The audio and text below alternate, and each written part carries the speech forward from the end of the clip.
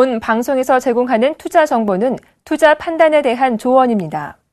방송에서 제공하는 주식의 가치, 가격 상승 및 가격 하락에 대해서는 방송사에서 보장하지 않습니다.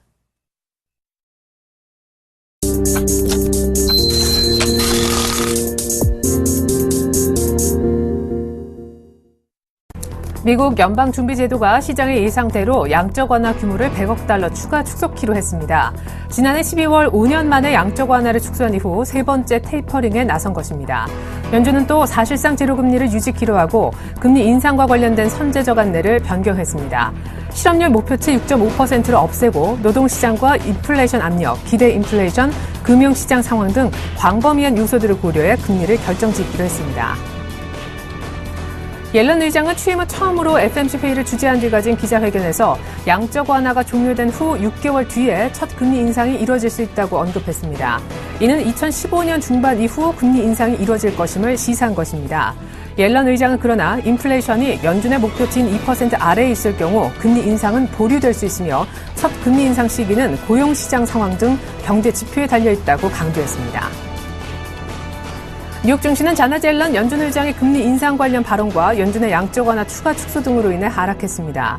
다우지수는 전날보다 114.02포인트, 0.7% 내린 16,222.17로 거래를 마쳤습니다. S&P 500 지수도 11.48포인트, 0.6% 하락한 1,860.77로 마감했습니다. 나스닥 역시 25.71포인트, 0.59% 내린 4,307.60에 장을 마쳤습니다. 이날 나온 미국의 4분기 경상수지 적자 규모는 14년 만에 최저치를 기록했습니다.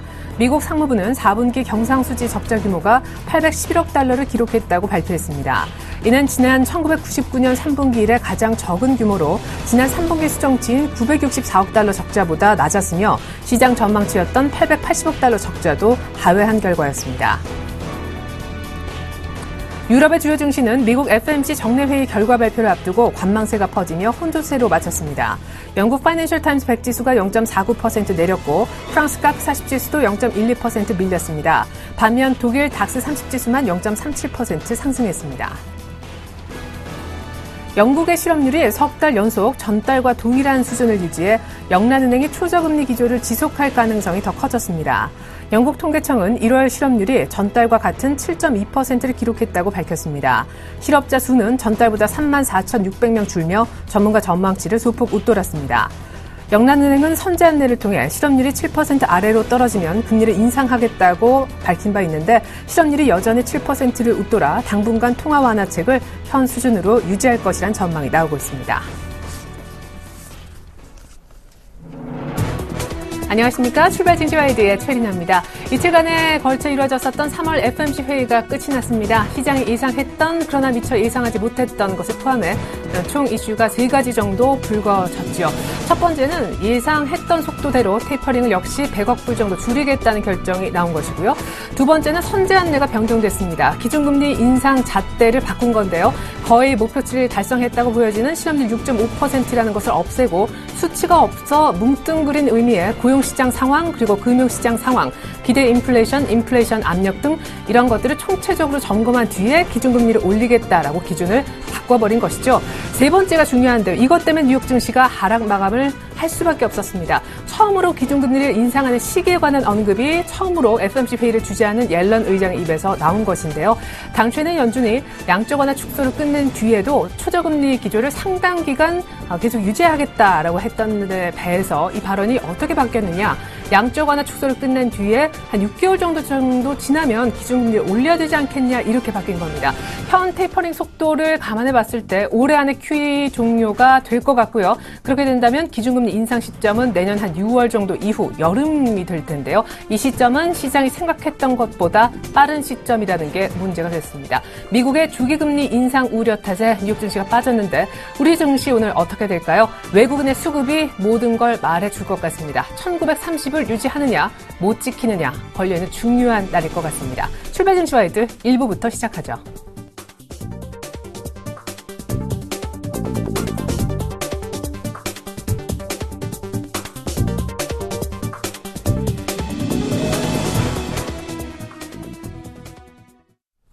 샘플러스 신청한 전문위원과 함께하는 시간이 도래했습니다. 청성촌놈의 증시 타파 시간, 신청한 대표님부터 만나보겠습니다. 대표님, 안녕하세요. 예, 레나님 안녕하십니까? 전국 시청 여러분, 해외 교포 여러분, 그리고 각 증권사의 악정보투하는 우리 동료 여러분, 그리고 각 기관의 펀드매니저 여러분, 외국 증권사 외국인 펀드매니저 반갑습니다. 정성촌놈 신청합니다. 네, 3월 FMC 회의를 통해서 미국의 조기금리 인상 우려가 불거졌습니다. 한 20포인트 정도 빠질 수 있다던 시장의 변곡점이 오늘 나오는 건 아닌지 조금 걱정이 되는데요. 사실상 어제도 1940선 후반까지 올라가면서 한 번 더 팔 수 있는 기회를 허용했던 것 같습니다. 오늘 전략 세워주시겠어요? 글쎄요, 제가 수요일, 화요일, 수요일 전후에서 주가가 이제 좀 빠질 가능성이 농후하다가 여러분에게 이야기했는 이유가 여러 가지가 있습니다. 첫 번째가 이제 여러분 아다시피 이제 유명한 기술적 분석 전문가들이 항상 그런 이야기를 합니다. 악재가 나오기 전에 기술적 캔들이 움직인다. 그리고 캔들이 크게 움직이면 악재가 움직입니다. 우리가 언론의 캔들 차트가 크게 움직인 날 보면 언론에 꼭 악재가 나와 있습니다. 그래서 제가 여러분에게 이제 화수목 이라고 했는데 첫 번째 이유가 여러분 아다시피 선행 스펜2의 움직임이었습니다. 이제 수익을 말하다 상세하게 이야기는 하지만 선행 스펜2가 큰 폭으로 떨어질 때 그 전후에서 꼭 이제 주가에 어떠한 악재가 돌출되는 수밖에 없다 이렇게 봅니다. 그래서 이 77의 변곡이 보통 우리 선행 스펜2의 움직임 이 변곡을 전문 용어로 이제 괴장년이라고 하거든요. 괴장년 77년 전에 나쁜 일이 꼭 도래한다 이렇게 보고 있습니다. 그래서 그 타임의 주가 자체가 이제 고점을 찍고 이제 떨어지는 그런 부분이다 이렇게 봅니다. 그래서 이제 어제 수요일부터 이제 주가 자체가 제가 어제 기준선 움직임 이후에 주가가 이제 떨어지는 그런 부분인데 저는 오늘 주가가 어제 우리나라가 이미 선반영됐기 때문에 이제 어제 1948에서 갔죠. 그래서 제가 볼 때는 어제 오늘 합쳐가지고 30포인트 정도 떨어지니까 오늘은 한 4, 5포인트 정도 떨어지면서 끝나지 않을까 생각합니다. 그래서 제가 여러분에게 어제 이제 고점에 매도를 한다면 매도 안 하신 분 있는데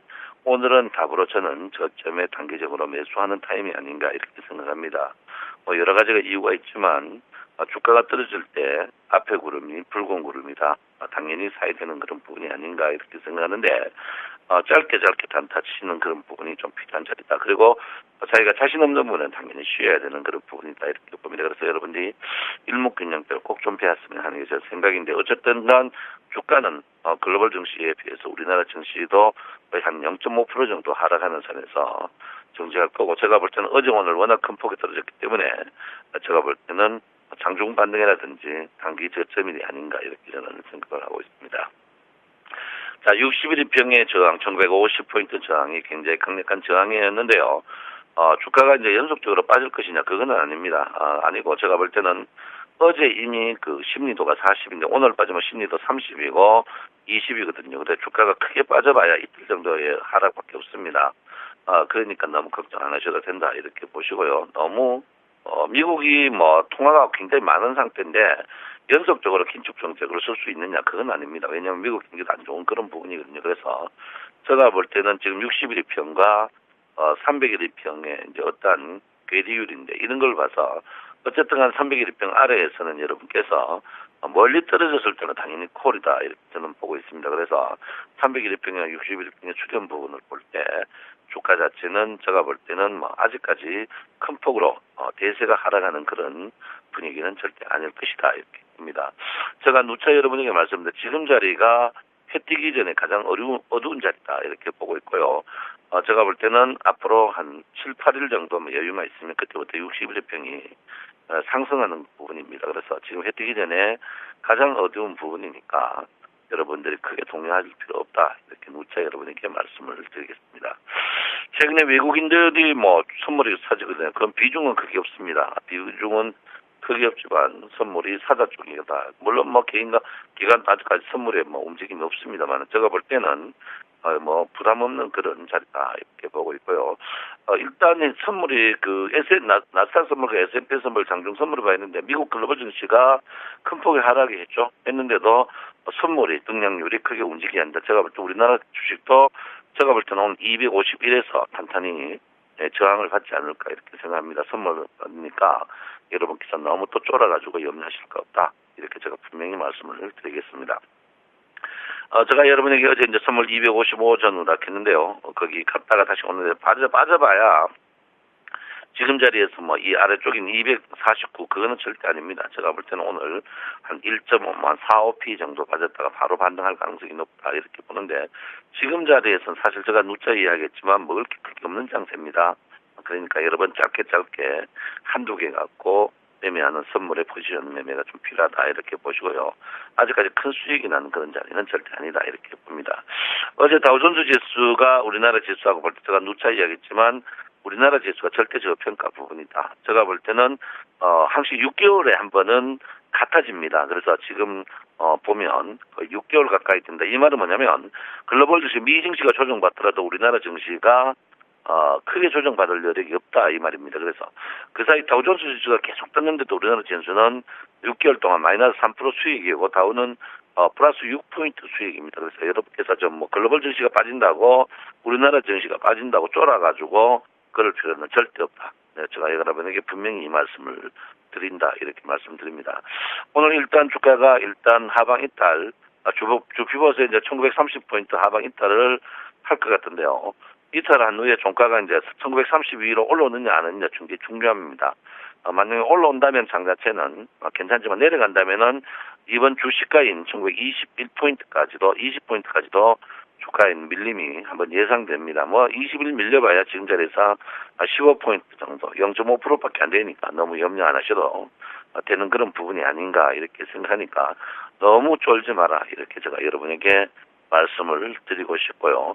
너무 여러분 1일 1비 하면 몸살 납니다. 몸살 나니까 너무 걱정 안 하셔도 되는 부분이다. 이렇게 저는 보이고요. 여러분이 오늘 저점에 매수하실 기회는 1930포인트 이하에서 저는 단기적으로 적극적으로 매수하는 포인트를 가지셔야 되는 부분이 아닌가 이렇게 생각을 하고 있습니다. 그래서 절대적으로 쫄지 마라 이렇게 봅니다. 자, 참 부럽죠. 미증시 어쨌든 조정받았지만 굉장히 다우는 아래 꼴이었고요. 예, 나스닥도 마찬가지입니다. S&P 반도체 지수, 니케이 마찬가지입니다. 그래서 제가 볼 때는 미증시가 신고가를 내고 조정받았다. 이건 뭐냐면 신고가 내고 조정받았던 것은 아직 상승 추이가 계속 살아있다 이렇게 볼 수 있겠습니다. 자, 코스닥 이야기를 좀 해야 될 것 같은데 최근에 그 코스닥 주식들이 1일 1비합니다. 희비하는데 그 특히 좋아지는 주식이 카지노, 영종도 카지노 유치 때문에 그런데 글쎄요. 저 처갓집이 그 태백입니다. 태백인데 태백역이나 그 황지역 가보면 철암역 가보면 노숙자들이 생각보다 서울역보다 더 많은 것 같아요. 그런데 과연 국민을 봄에 배고프다고 씨앗을 밥을 먹는 거하고 똑같은 짓거리가 아니냐 이렇게 생각합니다. 여러분 카지노라는 것은 물론 뭐 돈 있는 사람 해외에 나가셔서 카지노 하면 우리가 카지노가 뭐 세금을 더 유치할 수 있다 유출 안 한다 하지만 제가 볼 때는 경제 파탄과 그런 부분 그리고 카지노가 각 지역 사이에서 두는 부분 이런 부분을 봤을 때 카지노를 영종도에 유치하는 거 영종도 몇몇은 좋겠지만 많은 사람이 내국인들이 피해보는 부분 그런 부분을 봤을 때 저는 현명하지 못하다 이렇게 봅니다. 그래서 카지노 때문에 코스닥 주식 관련주가 폭등하는 거 참 너무 꼴보기 싫고 한심하다 이렇게 봅니다. 그래서 카지노 부분은 조금 심사숙고해야 되는 부분이 아닌가 이렇게 생각하는데 별짓을 다 한다 이렇게 제가 분명히 말씀을 드립니다. 어쨌든간 뭐 코스닥 주식이 지금 굉장히 무겁습니다. 서서히 보면 햄머 모양이죠. 햄머 모양은 주가가 빠질 때 급속히 빠지는 부분이다. 저는 분명히 여러분에게 겠습니다. 520포인트까지는 조정받을 가능성이 충분히 있다. 이렇게 보니까 여러분 너무 불나방처럼 대선주 우르르 쭉쭉 우르르 이런 식으로 하는 거는 현명하지 못하다. 그리고 코스닥 주식이 상승했지만 상승해도 음봉이 많았다는 것은 여러분 주식을 계속 누르고 갔다는 것을 여러분 현명하게 판단하셔야 된다. 이렇게 제가 분명히 말씀을 드리겠습니다. 아무쪼록 지금 장세는 여러분 돈 먹기 좀 힘든 장세죠.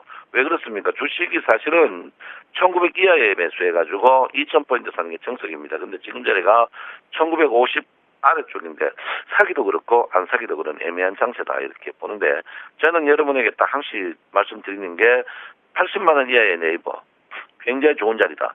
제가 분명히 좋은 자리다 했고요. 130만 원 이하의 삼성전자는 좋은 자리다. 저는 어쨌든 간 여러분 1등주를 사야 된다. 이렇게 변함이 없습니다. 그래서 1등주, 물리더라도 1등주가 올라올 때 제일 빨리 올라온다.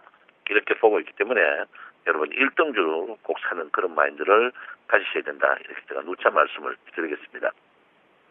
자, 지금 선물의 그 중심을 한번 볼 필요 있는데요. 선물의 중심이 여러분 보다시피 275입니다. 275.50인데 275.50이 여기 보시면 이 자리, 이 위쪽 자리거든요. 그러면 종합주가 지수로 보실 것 같으면, 종합주가 지수로 보실 것 같으면, 무게중심 자체가 굉장히 높이 있습니다.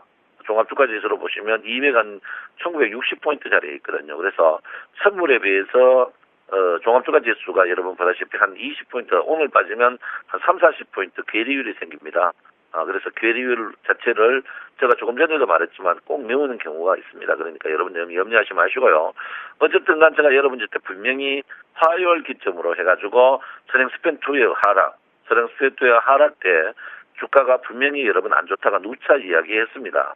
했기 때문에 여러분 우리 서울센시제 여러분들은 거의 속된 말로 단도리를 다 했지 않나 이렇게 생각하는데 일단 여러분 불이 선행스펜2의 큰 움직임, 선행스펜2의 움직임인데 주가가 견들차드가 아래에 있을 때 어떻게 된다는 것은 제가 분명히 여러분에게 말씀드렸습니다. 그러니까 당황하지 마시고 지금 자리에서 저점 매수는 유용하다. 왜 그러냐면 이틀 지나면 전환선이 상승하는 그런 부분입니다. 그래서 제가 볼 때는 지금 자리에 저점 매수는 물리더라도 크게 안 물릴 자리다 이렇게 보기 때문에 거기다가 구름 자체가 붉은 구름으로 전환되는 부분을 인지하시고 여러분 저점 매수는 적극적으로 해야 된다. 제가 1920포인트 때 한 주 전에 적극적으로 매수해가지고 1950원 분명히 매도해놨습니다. 그래서 지금 자리는 전저점까지 가지 않을까? 그까지 않습니다.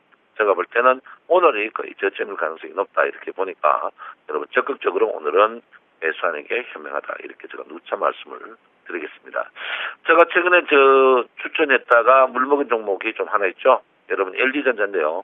LG전자가 저희가 여러분에게 추천하고 물을 먹었어요. 물을 먹었는데 걱정 안 하셔도 된다. 이제 거의 정도 본전까지 왔는데 추가적으로 상승할 여력이 충분히 있다. 이렇게 보니까 여러분 걱정 안 하셔도 된다. 이렇게 볼 수 있습니다.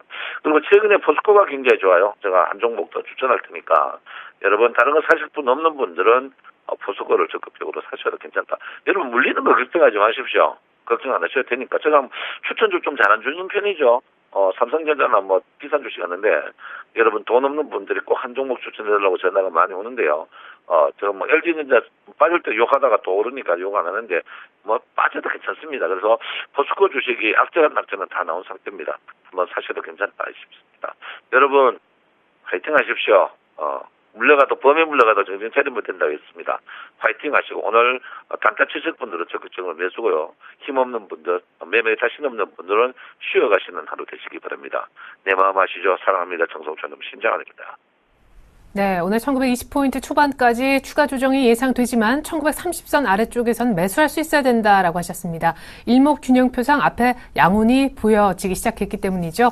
선물지수도 252선 정도는 결국 종가에 지켜질 거니까 너무 두려워하지 말라는 사인 주셨고요. 오늘 신규 추천주 오래간만에 주셨는데 포스코를 제시해 주셨다는 점 참조하셨으면 좋겠습니다. 지금까지 청송촌놈 샘플러스 신청한 전문위원의 의견 들어봤습니다.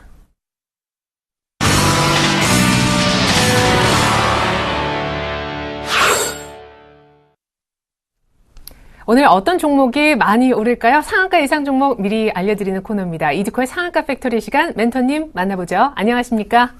반갑습니다. 네, 전일 관심주로 제시하셨던 종목들 가운데 상당수가 움직여줬습니다. 당장 윈스테크넷이 갭으로 61선을 뚫어내는 모습이었고요. 바닥권에서 수급이 좋아진다라면서 추천해 주셨던 원익 IPS도 하루 만에 3%가량 수익이 났습니다. 축하드릴게요. AS 먼저 들어볼까요?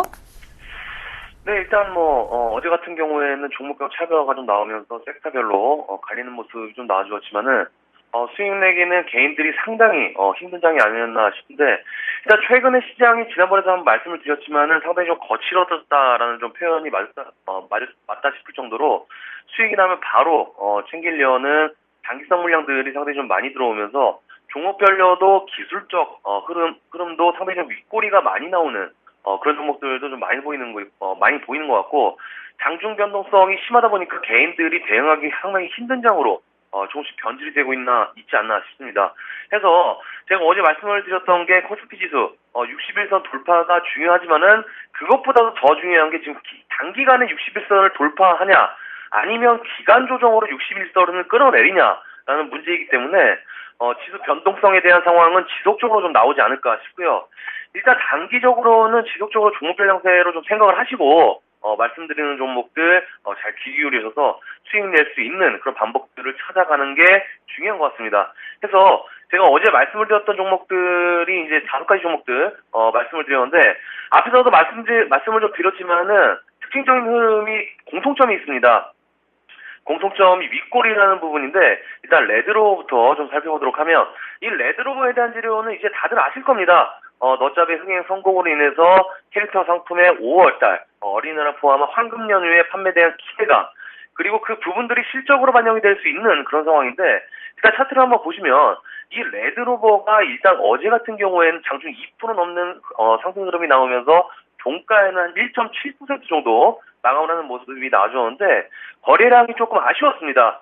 전전일 거래량이 한 80만 주 정도 터져주었으니까 그걸 넘어서면서 정고점이죠. 7,220원대, 7,220원대의 정고점 돌파가 좀 나와줬으면은 사실상 추세 상승으로 봐도 되는 그런 패턴이었는데 전일 거래량보다 작아지면서 정고점을 돌파하지 못하는 그런 흐름이 좀 나와주었기 때문에 조금은 아쉬웠던 부분. 하지만 제가 어제 설명을 드릴 때 주봉 차트, 그러니까 중기 추세선 자체들이 현재 고점 저항 라인부터 한 단계 낮추면서 보조 지표들까지 MACD 오실레이터라든지 RSI 이런 지표들이 바닥을 탈피하려는 그런 움직임이 나오면서 서서히 일봉 차트에서도 이평 라인을 끌어내고 있는 그런 상황이기 때문에 지속적인 움직임을 체크하면서 8,000원대 돌파 체크하자라고 좀 말씀을 드리겠고요.